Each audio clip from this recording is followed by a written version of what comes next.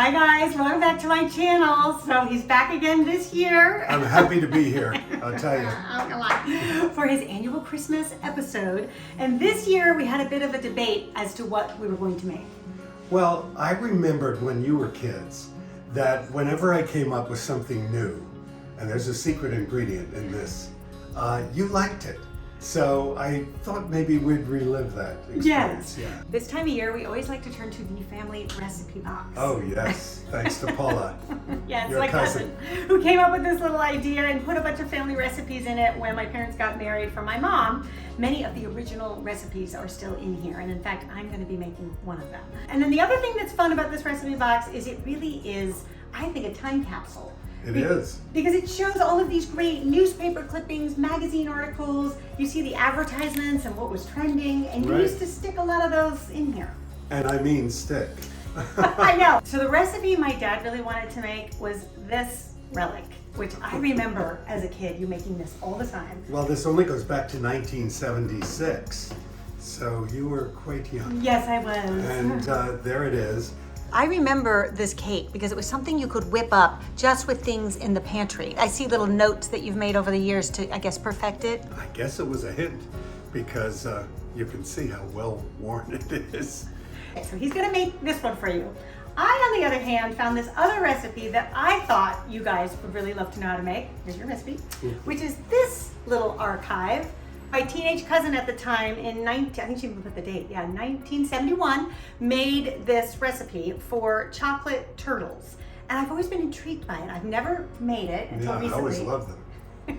Then we thought we'd have my mom taste both recipes and make the deciding factor on which one she thinks you guys she's should make. non-partisan. She is. Right, she's loyal to both of us. She loves us equally. But she is a bona fide chocoholic. Yes, she loves it. So we'll see what she says. All right, so what do we do first? I would suggest a non-stick pan, but also, if you want to be doubly sure, I like to put some of the cooking spray. But the thing I like about this recipe is you dump it all in this pan. So you don't need any mixing bowls. You're going to just... No. Okay. You take your sugar, and all of the quantities are in the description, right? Right, so if you want the recipe, it's there. And so then the flour. Mm-hmm. And the thing that I remember about you making this cake in Connecticut is the fact that we lived pretty far from any stores. That's right. So you couldn't easily go out for eggs and butter and all that. No. And then cocoa. Yeah. And then there's some salt. And then some baking soda. But I think it's also nice to mix it well. Yeah, so you're you're mixing the dry ingredients first. Right. Yeah, that's a good idea. Yeah, that is a good tip. Right. And then you put water, which now starts to make the batter. Before you really mix it, you should put all the wet ingredients. This is vegetable oil, or else it'll be too pasty. And then vanilla. Which is always good. During the holidays, the kitchen's very busy, especially this one. And there's so many dishes and pans and what have you in the sink. But with this, it's all mixed in one pan. So it makes it so much easier, and especially for children or grandchildren. You don't have to worry about having to clean up after. So this may look like a simple sheet cake, but I'm going to show you how to gussy it up a little later when I plate it. Make it even more delicious. So here comes the secret ingredient, and that is 2 tablespoons of vinegar, white vinegar. My mother told me during World War II, when eggs were really rationed and at a premium, that they would use vinegar instead of eggs because it's a stabilizer, and it also makes the cake nice and light and fluffy. That's what I remember most about this cake is that chemical reaction. You can see what's happening. It almost looks like a souffle batter. Makes it so, I guess, light and airy. That's right. Now, I do remember the one tip with this cake, though, is that it has to go in the oven immediately after you add the vinegar, right? Yes, because it's working, and you don't want it to stop its activity. Yes. Because that's what will give it its fluffiness. Okay. And then I would also remove the excess. Yeah, just wipe down the side so it doesn't bake on like that. Okay, in the oven it goes. 375 for 20 minutes. All right. And I can see it bubbling. Okay, right here. I got it. All right, and it goes. Now, the reason why I love this recipe, see, these are some of the turtles that I made yesterday, is that not only do they look cute and they're perfect either as gifts or to serve during dessert, but they only take 4 different ingredients. 5 if you count the coconut oil that just goes into the chocolate chips, which is really optional.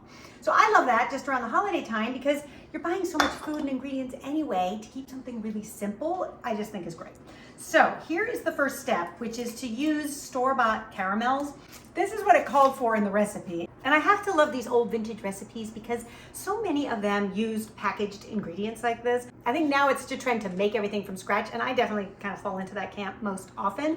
But when it comes to caramel and making candy, I say go with the store-bought because it's going to make it so much easier. There's no candy thermometers involved. The only thing that's tedious is you have to unwrap each one. But this is a great job for the kids. Small little hands will get this job done in a matter of no time. What we're gonna do is put these caramels in a Pyrex pitcher because I think it's easier to microwave them to soften them. In the original recipe, my cousin was saying to put them on a double boiler. I'm actually gonna do that for the chocolate chips because I think it keeps them melted and more stable longer. But with the caramel, you don't want it liquefied because it is so hot, it's hard to handle.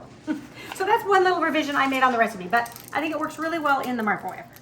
I think the sweet spot for a full package is somewhere around 1 minute, 30 seconds. Depending on your microwave, you might want to experiment with it. That's why I say do it in 30-second increments. Okay, so this is the consistency you want, where it's not melted, but it's pliable, see? Because then, yeah, it's almost like Play-Doh, see? And then you're not scalding your hand. See, and then you have your nice little caramel ball.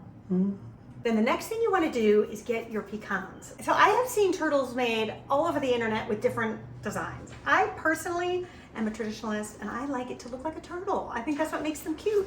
And I also think it makes them a little bit more stable so that they don't fall apart on you. So I put 1 pecan at the top and then the 2 on the side. I actually think it's better that the pointy side of the pecan go inward. See, so it like kind of goes like that. And then 2 little legs. See, so it's almost like a star. You just need enough of them so that your caramel has some structure. So once you get to that point, then you are just going to pierce them into the caramel. See, and here's the thing. Sometimes the pecans break, so it is better to buy a little bit more than you need. You can save the broken pecans for granola, or you can put it in some yogurt. But you do want the whole pecans just so that they stay together. And sometimes in the package they're broken too, so it is good to get some backups. All right, see, and then as you're doing this, it's sort of creating like the little turtle hump. And as the caramel cools, it will harden even more and make it even more stable.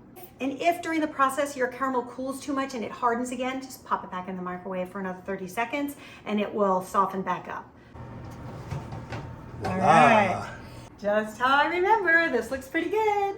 And it's nice and fluffy. Yes, it is. It really rose up. Look at that.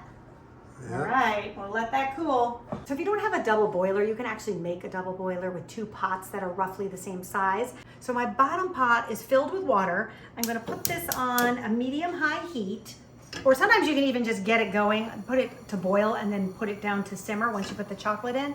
Then I have another pot that's going on top. And basically what this is going to do is create more of a gentle heat to allow our chocolate chips the ability to melt without scorching, because chocolate can scorch really quickly, and then once it's burnt, it's not going to taste good and you got to start all over again. So I just have semi-sweet chocolate chips, about 2 3/4 cup in the pot here.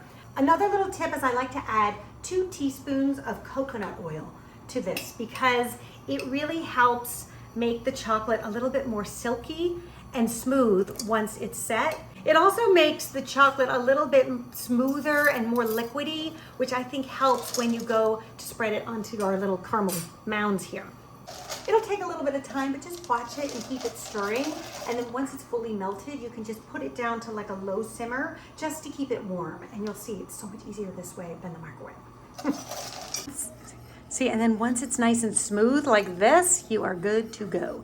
But see, this is what the coconut oil does. It makes it really nice and smooth and kind of liquidy. Okay, so now you just take a good amount, like a spoonful, something like this, and you just spoon it over your little turtle. And it doesn't have to be perfect. The, rustic approach is part of the appeal. And I would also just make sure you get some of the nut in there because that is going to keep them together.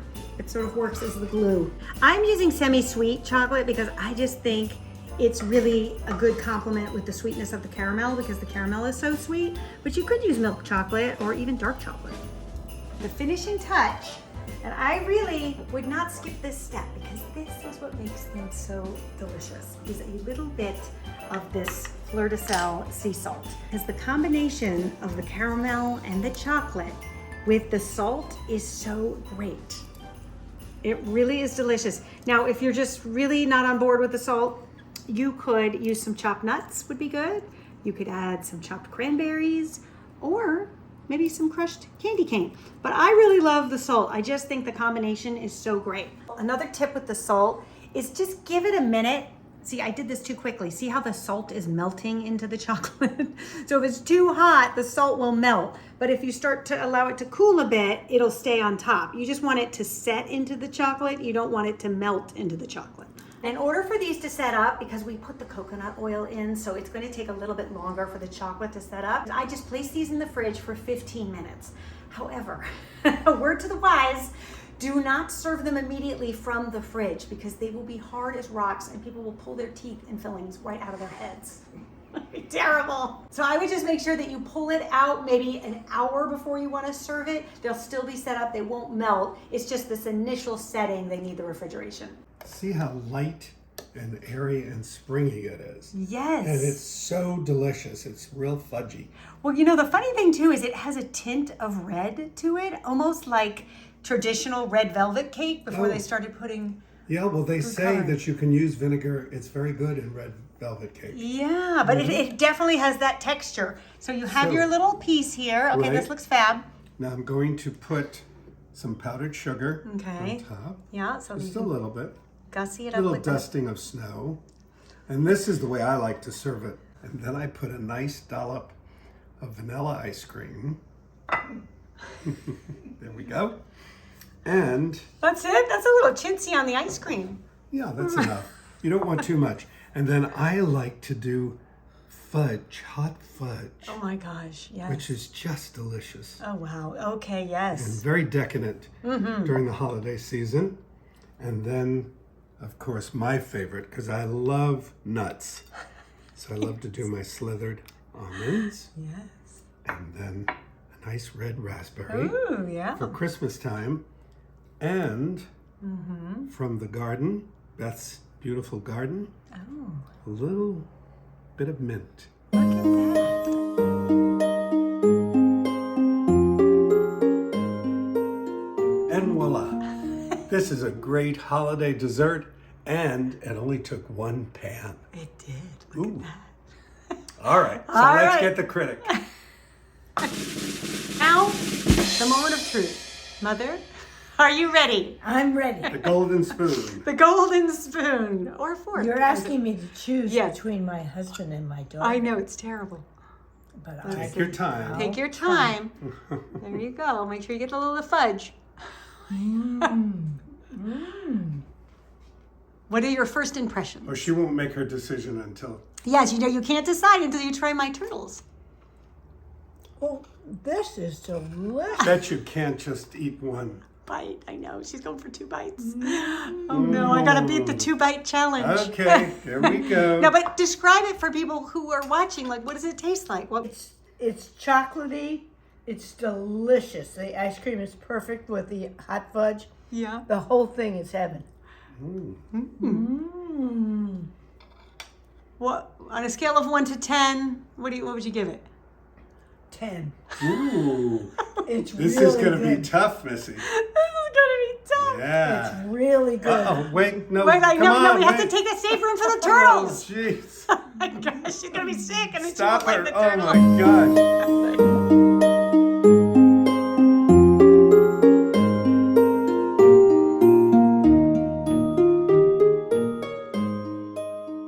Give it a Ready for the test. turtles? I'm ready for the turtles. All right, do we need a Give palate it a cleanser? test. Do you need a glass of milk? No.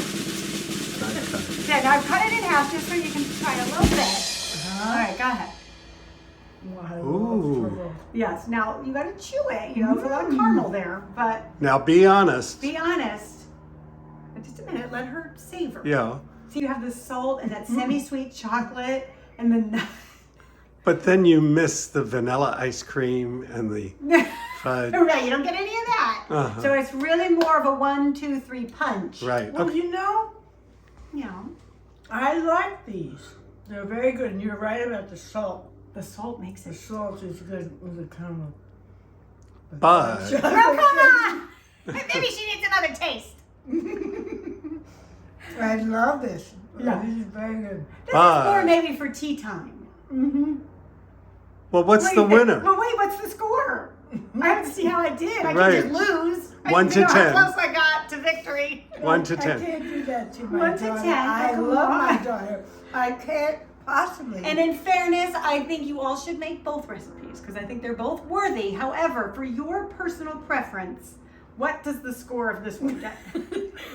That's a 9.5. Ah, yay! That's a 10, right over Oh, there. good. Yes. Fair Well, enough. she's fair our enough. greatest I'm a good critic. sport. Yeah, Okay, exactly. sweetie pie. Love Yeah. you. Well, Merry 9.5. Christmas. I'll take 9.5. Yes. Well, thank you, Mom. We appreciate your taste buds. Yeah, I bet you do. And I'm so glad I'm the winner. Yes. Well, you That's did have a hunch. Yes, you did I have did. a hunch.